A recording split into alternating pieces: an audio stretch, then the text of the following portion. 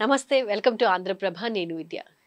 ఈ ఎపిసోడ్లో మనం చర్చించుకుందాం చర్మ సంబంధిత సమస్యలు అనేవి ఎందుకు వస్తాయి, ఏ కారణాలు వస్తాయి, అండ్ ఆహారపు అలవాట్లతో ఏ విధంగా నయం చేసుకోవచ్చు, అదేవిధంగా ఆయుర్వేదంలో ట్రీట్మెంట్ అనేది ఏ విధంగా ఉంటుంది. ఈ అంశాలకు సంబంధించి డీటెయిల్ ఇన్ఫర్మేషన్ ఇవ్వడానికి ఆయుర్వేద స్పెషలిస్ట్ డాక్టర్ బాలకిషన్ గారు మనతో పాటు స్టూడియోలో సిద్ధంగా ఉన్నారు. మరి ఏమాత్రం ఆలస్యం చేయకుండా కార్యక్రమాన్ని ప్రారంభిద్దాం. బాలకిషన్ గారు నమస్కారం అండి. Welcome to Andhraprabha. మీకు అండ్ మీ ప్రేక్షకులకు కూడా నా యొక్క హృదయపూర్వక నమస్సుమాంజలు.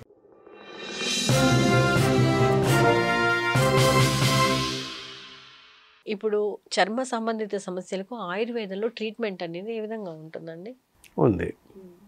ఇప్పుడు ఈ స్కిన్ ర్యాషెస్ కానీ, స్కిన్ డిజార్డర్స్, అలాగే ఫంగస్ కానీ, ఎగ్జిమా ఇలాంటివన్నీ వచ్చినప్పుడు బెస్ట్ ఆఫ్ బెస్ట్ మెడిసిన్స్ ఉన్నాయి ఆయుర్వేదిలో. ఆరోగ్యవర్ధిని గుళికలు ట్యాబ్లెట్స్ ఉంటాయి.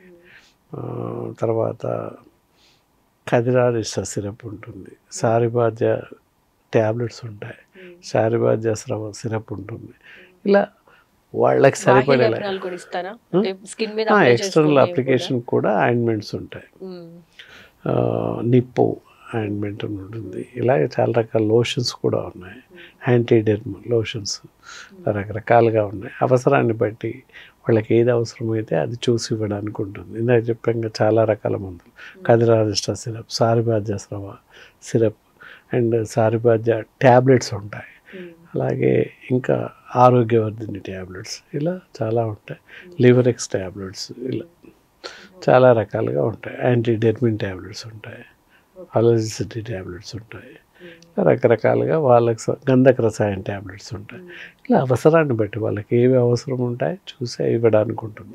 అయితే మొత్తం ఆల్ టైప్స్ ఆఫ్ అన్ని రకాల చర్మ వ్యాధులకు కారణం ఆయుర్వేదంలో అద్భుతమైనటువంటి మెడిసిన్స్ ఉన్నాయి, ఇంక్లూడింగ్ సోరియాసిస్ ఆల్సో.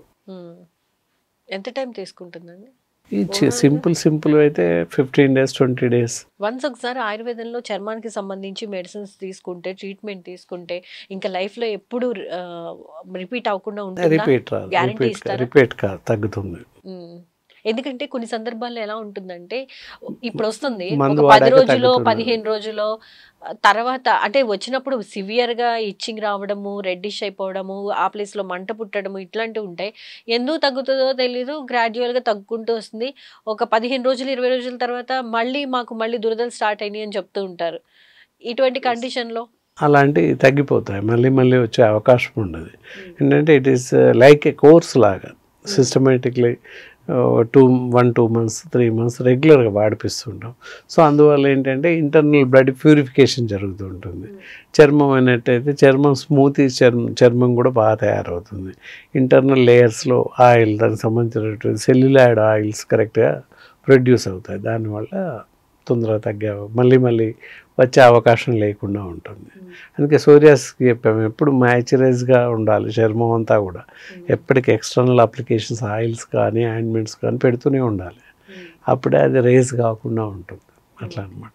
కంపల్సరీ జీవితకాలం వాడాల్సిందే వాళ్ళు మెడిసిన్స్. ఇంకా సోరియాసిస్ వాళ్ళు ఓకే, ఆయుర్వేదంలో అయినా సరే ఉంటుంది. తగ్గిపోయిందిలే అని వదిలేస్తే ఏ నెలకో 2 నెలలకో రిపీట్ అగైన్ మళ్ళీ కనబడుతుంది. అందుకని ఎప్పుడు వాడుతుంటే ఇంకా రాదు రేస్గా. ఓకే, బట్ నార్మల్గా వచ్చే ఏదైతే ఎలర్జీస్ ఉంటాయో అవి మాత్రం కంప్లీట్గా తగ్గిపోతే మళ్ళీ రిపీట్ కావు.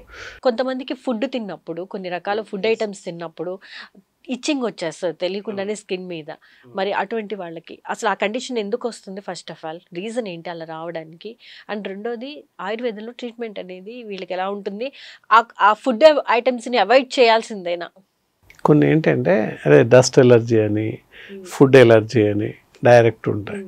ఏదైతే తింటామో అది తినగానే స్టార్ట్ అవుతుంది. మీరు చెప్పినట్టు ఇచ్చింగ్ వస్తుంది. నాకు చెప్పాను కదా, ఆరోమాటిక్ స్మెల్, సెంట్ స్మెల్కి చర్మం అంతా ర్యాషెస్ వస్తాయి. వీళ్ళు సెంట్ పెర్ఫ్యూమ్ కొట్టుకొని అవసరంలా, పక్క నుంచి సెంట్ కొట్టుకున్న వాళ్ళు వెళితే చాలు వీళ్ళకి అన్ని చర్మం పైన దద్దుర్లు వచ్చేస్తాయి. కొంతమంది తుమ్ములు వచ్చేస్తుంటాయి. తుమ్ములు రావడం వల్ల జలుబు చేస్తుంది. అలా అనమాట. మేబీ అలాంటి కొన్ని కండిషన్స్ పడవన్నమాట, అవి ఆపేయాల్సి వస్తుంది. ఫుడ్ కొంతమందికి ఏమో మెల్లిగా డిఫరెంట్ మెడిసిన్స్ వాడిన తర్వాత తగ్గిపోతుంది, ఫుడ్ హ్యాబిట్ వస్తుంది, ఏం కాకుండా ఉంటుంది. కొంతమందిలో అలాగే నిలిచిపోతుంది, ఆ ఫుడ్ వాడకూడదు అంతే. ఇంకేం చేయడానికి కూడా ఉండదు కొన్ని సందర్భాల్లో మెడిసిన్స్తో తగ్గిపోతుంది. ఫుడ్ మామూలుగా యథావిధిగా వాడేసేయచ్చు. కొంతమందిలో ఏమవ్వదు, ఫుడ్ వాడుతూ ఉంటాము కదా, సెట్ అవుతుంది వాళ్ళకి. ఓకే. సో కండిషన్‌ని బట్టి ఆ ఫుడ్ ఐటెమ్స్ తీసుకోవాలా వద్దా అనేది మీరు రిఫర్ చేస్తారు. ఓకే. డాక్టర్‌గా అర్థమవుతుంది కాబట్టి మీరు చెప్తారు తినాలా వద్దా అనేది. రైట్ అండి. ఇప్పుడు చర్మానికి సంబంధించిన సమస్యలకొస్తే కొంతమందికి అండర్ ఆర్మ్స్ కింద కొన్ని గాలి ఆడని ప్లేసెస్‌లో ర్యాష్ రావడం, దురద పెట్టడం, ఇబ్బంది పెట్టడం అలా చాలా వాళ్ళు చెప్పుకోలేరు కూడా. ఈవెన్ జనరల్గా ర్యాషెస్ రావడం, పుళ్ళు పడవు, గదవ బిళ్ళలు అవ్వవు, దురద వస్తుంది, ఖాళీ ర్యాషెస్ లాగా వస్తుంది. ఎక్కువ మనం జనరల్గా ఇంటర్నల్ పార్ట్స్లో అయినట్లయితే చాలా ర్యాషెస్ వస్తుంది. దానికి ఏంటంటే వదులుగా ఉన్నటువంటి ఇన్నర్ క్లాత్స్ వదిలేయాలి. మామూలుగా బాతింగ్ కాగానే వెంటనే మనకు టైం లేదని టైట్గా బట్టలు వేసేసుకొని బయటకు వెళ్ళిపోతాం, నిండుగా బట్టలు వేసుకొని వెళ్తూ ఉంటాం. అలా కాదు, మార్నింగ్ బాతింగ్ అయిన తర్వాత లూజ్గా వదులుగా ఉన్నటువంటి దుస్తులు ధరించడం ఎంతైనా అవసరం. అలా చేసి ఒక అరగంట గంట పోయాక క్లాత్స్ ధరించినట్లయితే దట్ టు బి పూర్తిగా డ్రై ఉన్నటువంటివి ధరించాలి. కొంచెం తడిగా ఉన్నట్లయితే, తేమగా ఉన్నట్లయితే మళ్ళీ ఇంటర్నల్గా ఇచ్చింగ్ స్టార్ట్ అవుతుంది. అక్కడ ఏం అవ్వదు, జస్ట్ స్వెట్ తడితో ఉన్నట్లు అవుతుంది. ఫంగస్ ఇన్ఫెక్షన్ వచ్చేసి జస్ట్ ర్యాషెస్, బ్యాక్టీరియా చేరిపోయి అట్లా వస్తుంది, అంతకుమించి ఏమవుతుంది. దానికి కారణం సింపుల్ చిట్కా, ప్రిక్లీ హీట్ పౌడర్ అందరి ఇళ్లలో ఉంటుంది, అందరికీ తెలుసు. జస్ట్ అండర్ ఆర్మ్స్ దగ్గర ప్రిక్లీ హీట్ పౌడర్ ఎక్కువ అప్లై చేయాలి తప్పకుండా. కదా ఇంకా అసలు జీవితంలో మళ్ళీ ర్యాషెస్ కానీ దురదలు కానీ అనిపించవు. పూర్తి పంక్చువేట్ ఏంటంటే ప్రికాషన్స్ ఆఫ్టర్ బాతింగ్ చేసిన తర్వాత ఒక అరగంట వరకు క్లాత్స్ ధరించొద్దు, టైట్ బట్టలు వేసుకోకూడదు. ఒక అరగంట పోయాక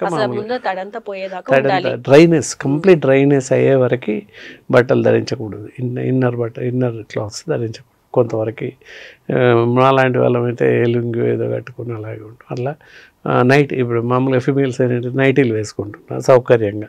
సో ఇవన్నీ కూడా కొంతవరకు ప్రొటెక్ట్ చేస్తున్నట్టే లెక్క. ఆఫ్టర్ ఆన్వర్డ్స్ ఆ తర్వాత క్లాత్స్ ధరించవచ్చు అరగంట తర్వాత. అప్పుడు కూడా ఇందాక చెప్పిన prickly head powder everyday apply చేసినట్టయితే అసలు దోసలు రావు, సమస్యలు రావంటారు. ఇంటర్నల్ ఆర్గాన్స్ పైన ఇంటర్నల్ దగ్గరలో అంత ఈచింగ్ రావడం, స్వెట్టింగ్తో బాగా దురదలు రావడం వస్తుంటుంది. అది మరీ కౌమార దశలో ఎక్కువ వస్తుంది. ఎందుకంటే ఆ ఏరియాలో ఇప్పుడిప్పుడే హెయిర్స్ వస్తుంటాయి. హెయిర్స్ బయటకు వస్తున్న టైంలో బాగా విపరీతమైన దురదలు వస్తుంటాయి. 13, 12, 14, 12 సంవత్సరాల నుంచి 14, 15 సంవత్సరాల పిల్లలకి వాళ్ళకి అది తెలియదు పాపం, బాగా బాధపడుతుంటారు, చెప్పలేరు. చెప్తే ఇప్పుడు పర్లేదు చెప్తున్నారు పిల్లలు.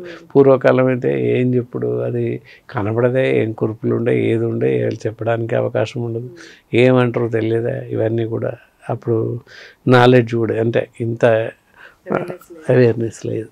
సరే ఇప్పుడు పిల్లలు చెప్తున్నారు ఏదన్నా అయినా ఇట్లా అవుతుందని చెప్తుంటే వెంటనే ఏదో ఒకటి చేసి దానికి సరైనటువంటి ట్రీట్మెంట్ ఇవ్వడము, సలహా ఇవ్వడము జరుగుతుంది.